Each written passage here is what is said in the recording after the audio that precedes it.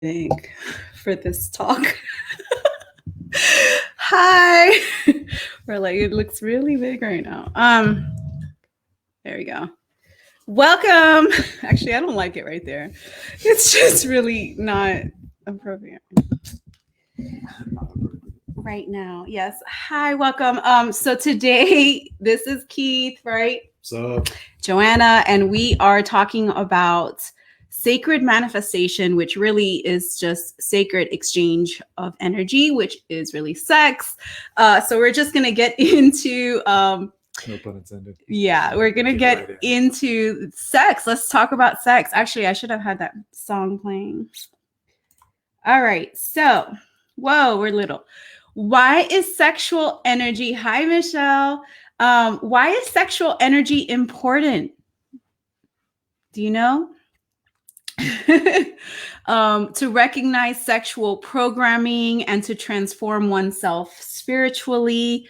What else? Yeah, I know, at least in our experience, we'll talk about this in more depth as we go through it. But, I don't think a lot of us realize how programmed we are sexually, right? In terms of expectations, in terms of flow, start, finish, all those things. And I mean, we're programmed through movies, through TV shows, through innuendos. I mean, it just goes on and on and on. And we'll talk about this again a little bit later, but it's so cool when you start recognizing that programming and kind of seeing how it influences, your bedroom behaviors, if you will. Right. So we are talking about recognizing them. So one of them would be procreation, right? That's one of the reasons why. What's another one? An orgasm. An orgasm. That's what we have been programmed with. If you have children, you get both. So it's like 2 for 1. Yes. Well, at least one person. Right. Another one is the effects and the results. So we have certain emotions, we have certain energy, certain desires, attachments, things that sometimes we don't even recognize of why we are doing what we're doing. Sometimes it's because we want to feel a certain emotion. And so instead of feeling it and just feeling it ourselves, we look elsewhere so that someone else can feel it for us. It's kind of the same the same analogy of the water, right? Like we have to fill our own cups and not look for it elsewhere when it comes to emotions. Sex, sometimes the way that it's not looked at is sharing the love for one another. A moment of sharing that energy with one another. It's more programmed as in not sacred. So society has dumbed it down to the 5 senses. What do you look like? What does it feel like? What is it? All these things that are just more of the lower vibration, more of the animalistic cardinal mind versus what sex truly is meant to be for, which is that energetic exchange, more like a meditation to meditation while sex type of way, which is white tantra sort of. So we actually are going to go deeper into all of the ascension process, the sexual ascension process in our master classes Friday night, 7 to 9 p.m. Because it is very in-depth. We have a lot of a whole presentation with information of the actual physiological alchemy and transmutation of the body in order to ascend. And usually sex is what blocks this ascension for most people because, again, we've been programmed and we don't know it. And so that's why we want to share Friday night all the details that are super important, that has taken us many years to truly understand and to try to change the way that we've been, programmed. Yeah. So make sure to look into that because it is more in depth and we're able to discuss, face to face when you have questions, etc. But here we're going to talk about really why we're stuck in this program. I mean, do you want to talk about some of the stuff that, like our journey of sex?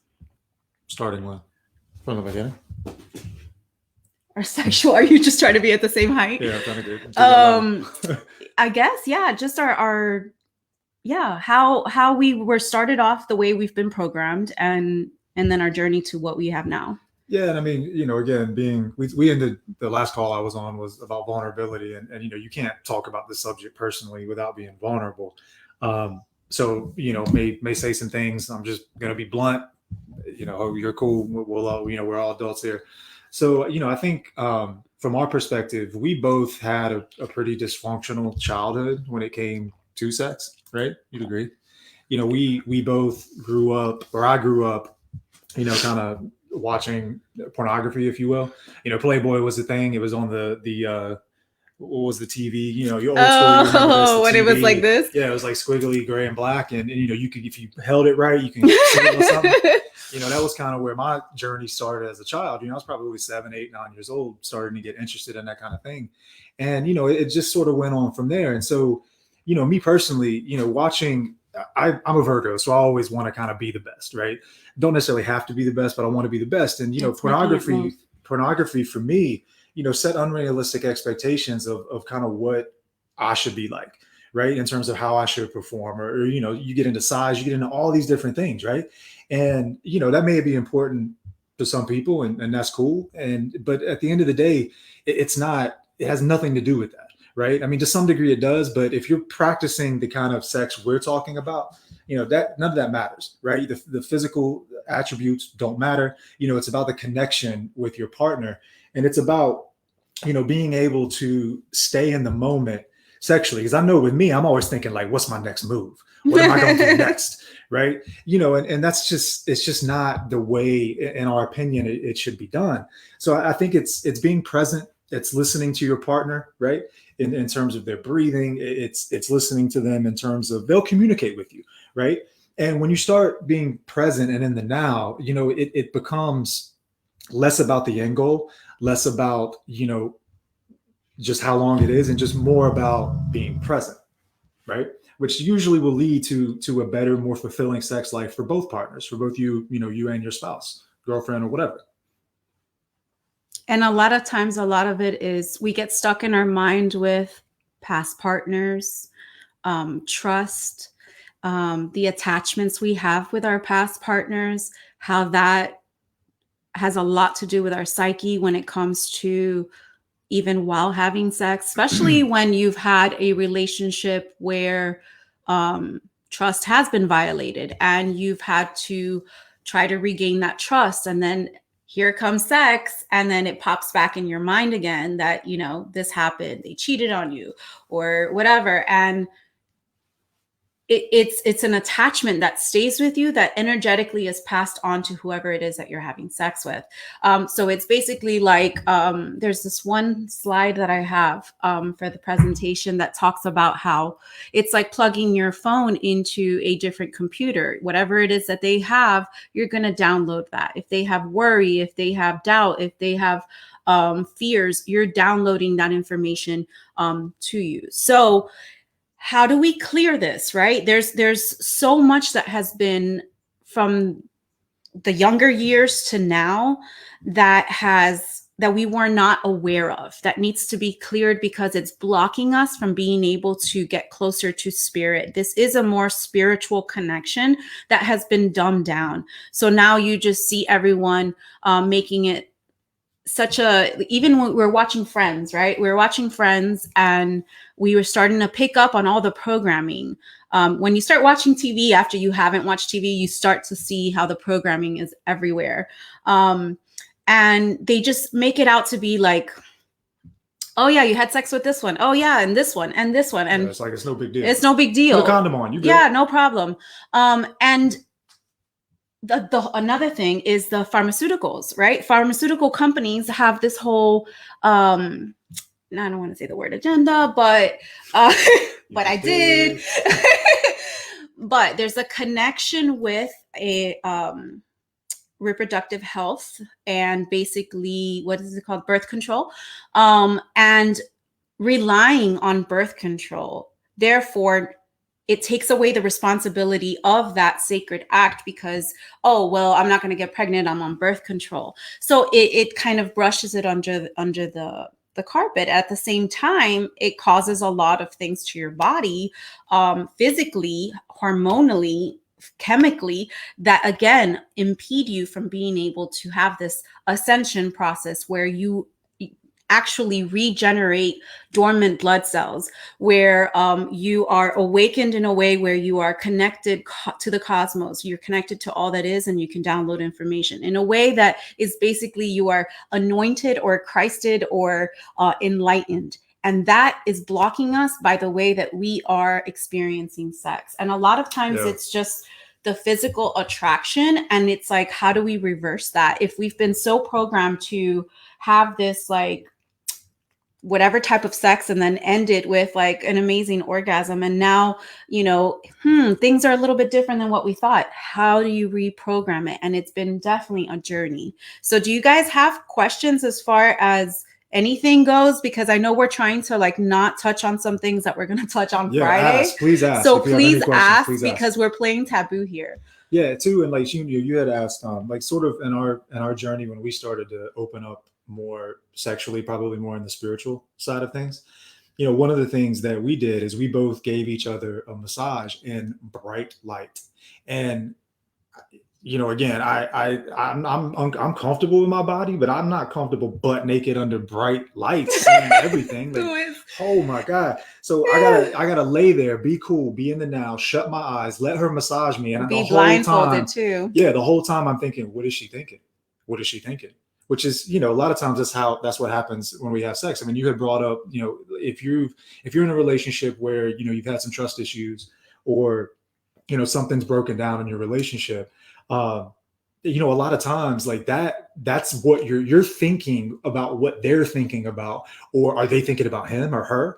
Am I performing like him or her? You compare. Right. And that's guy talk. I mean, please. No, girl, no, we think the same thing. Cause I know I would think, am I not as good as the person that you were with, and all of that had to like really, it took years for that to just get out of my mind. And then when we started flipping this conditioning, this programming to not such of a, what is the end result, but what is it like during? Let's focus on the now and make it a dance versus let's reach the end, right? So now it's more about the dance. Now it's more about making it last as long as possible because, we do have kids. With no expectations.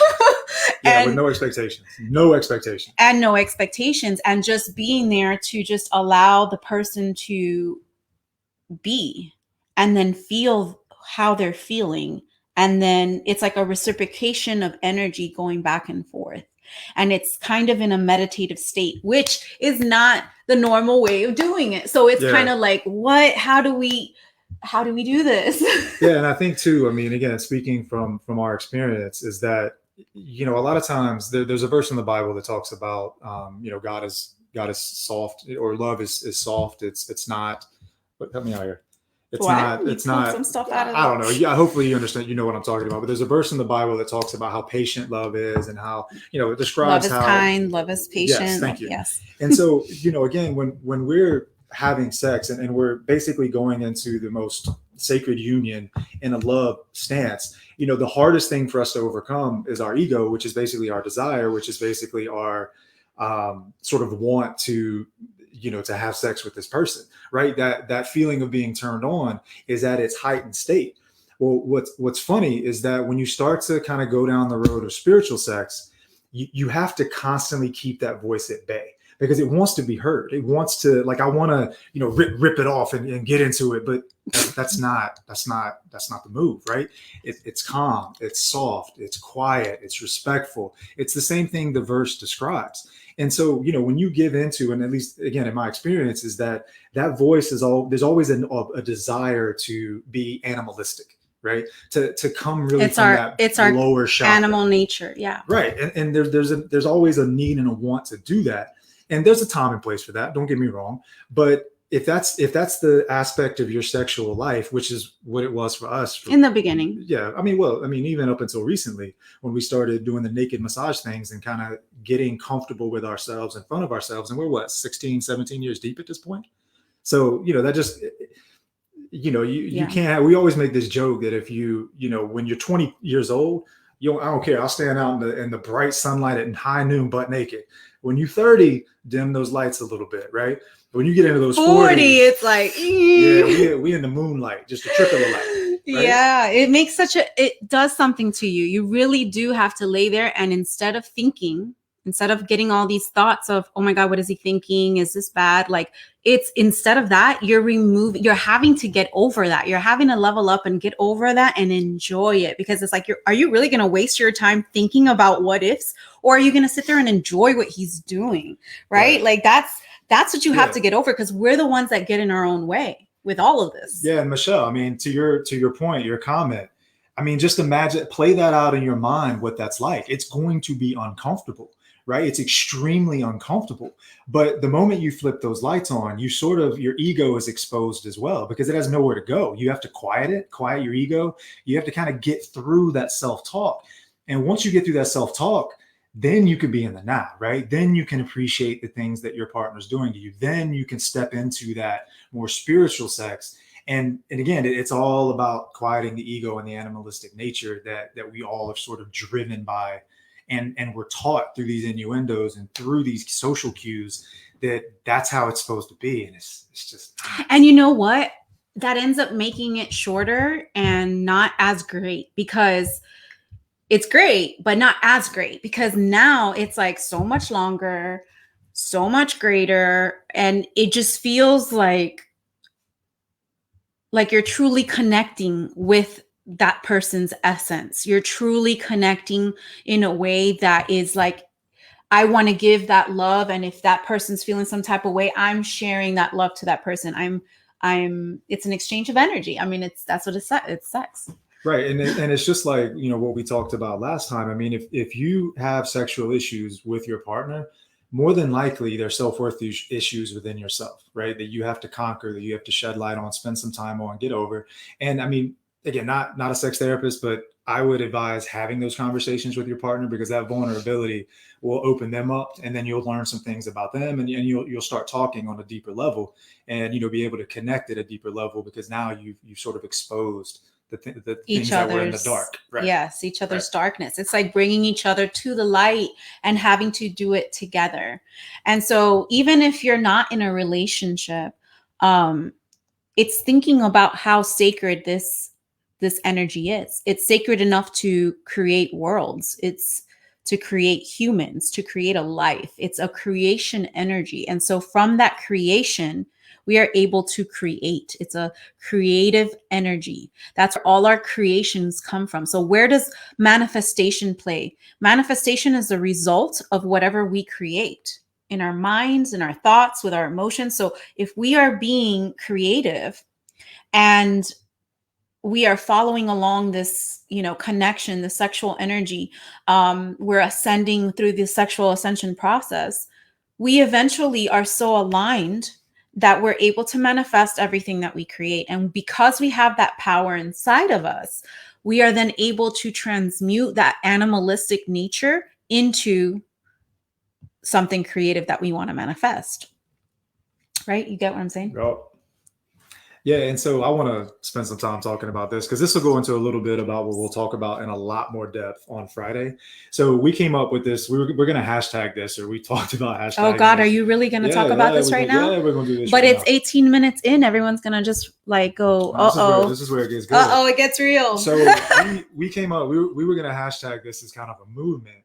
But before we get into the movement or hashtag, let's a brief overview, and please correct me if I'm wrong. I know you will. I know. So sexually, the ascension process, there's a fluid in your brain, whatever, drops down the spine, goes to your sacrum. There's a pump that pumps that fluid back up into your brain, basically removing into your pineal gland. Yes, your pineal gland.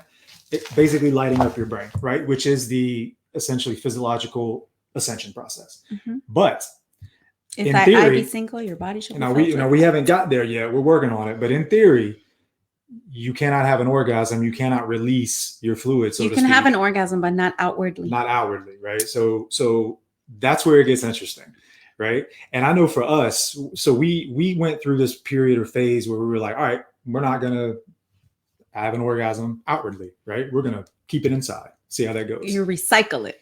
And dude, it was the most frustrating thing ever because you're with your partner and again, the goal, we've all been taught, the goal is to have an orgasm. Right. If I've done that, I've done my job, right? I'm a good lover.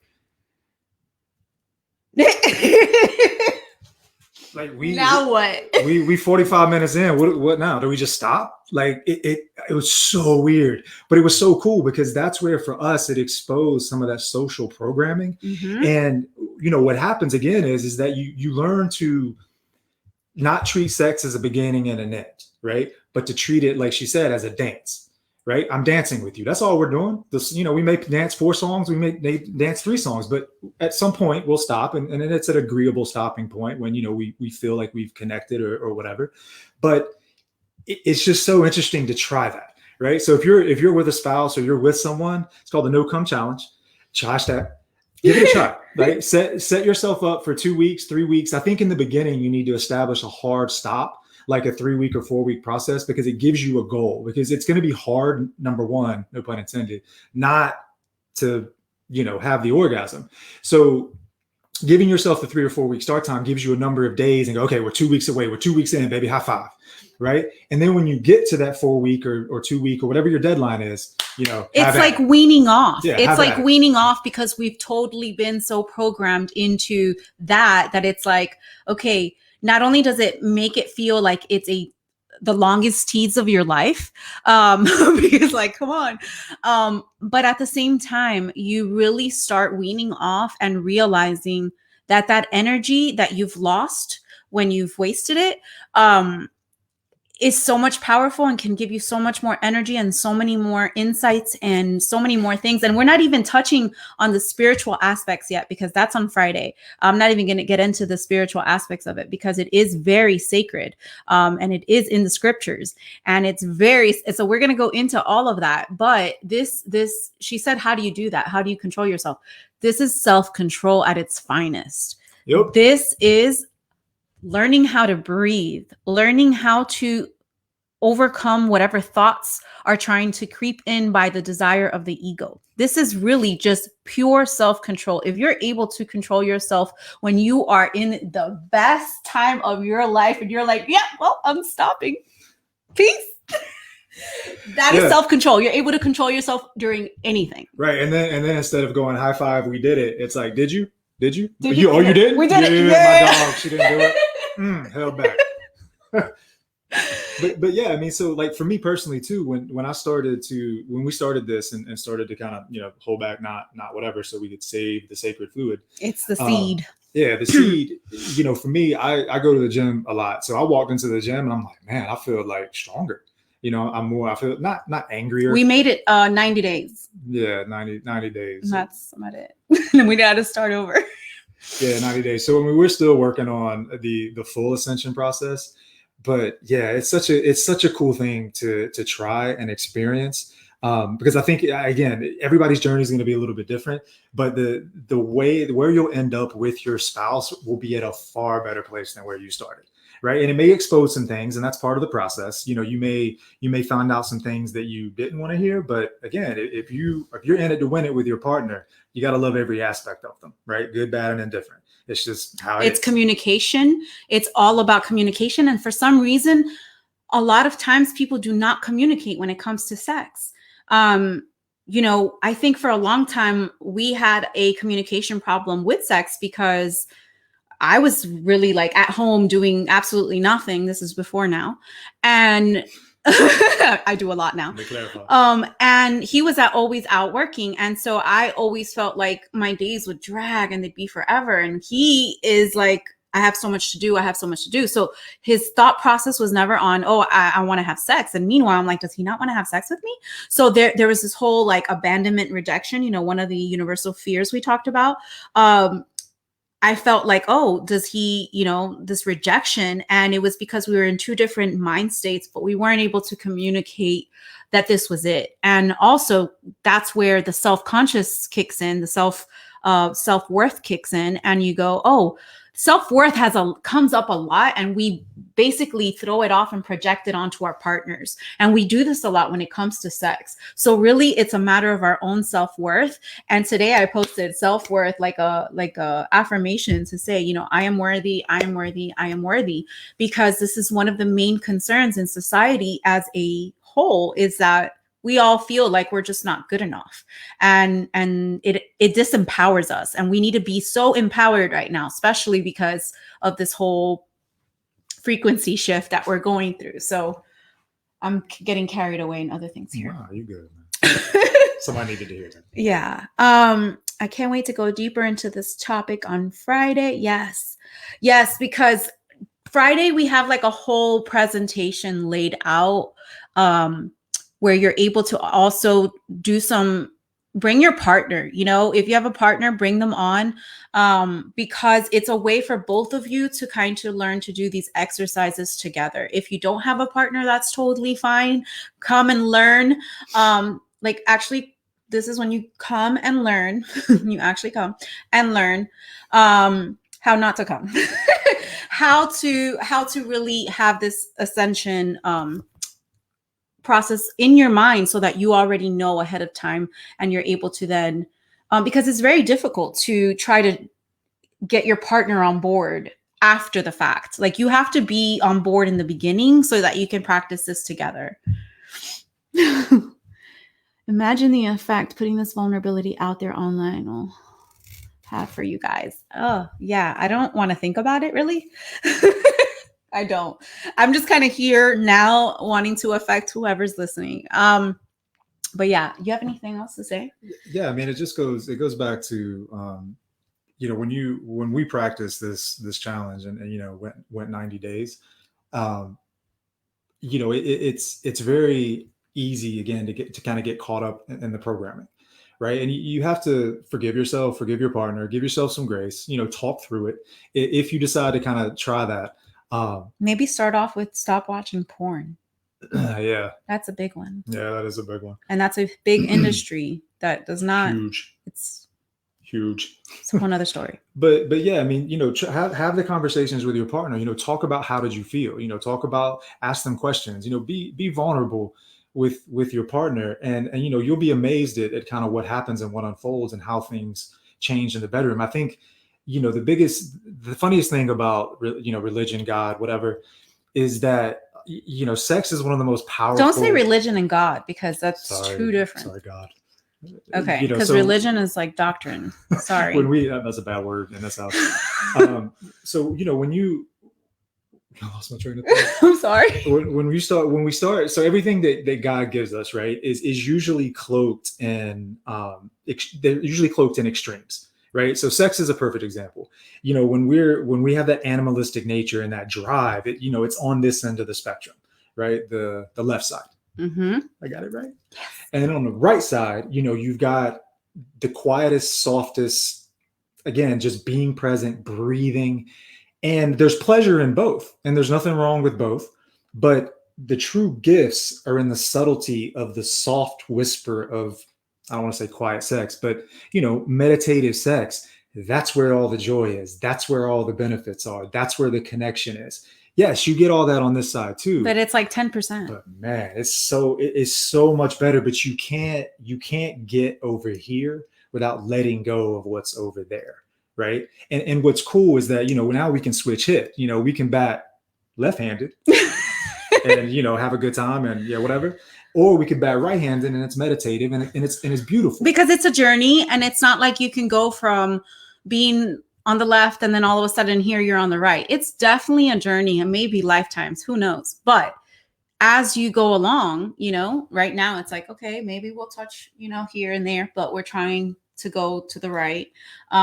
Yeah, and I'll take it a step further. I mean, for me, I'm very visual. I'm very, I need to see it. And so, there was a point in time where, I stopped looking at women of the other sex in any sexual way, probably about 4 or 5 years ago.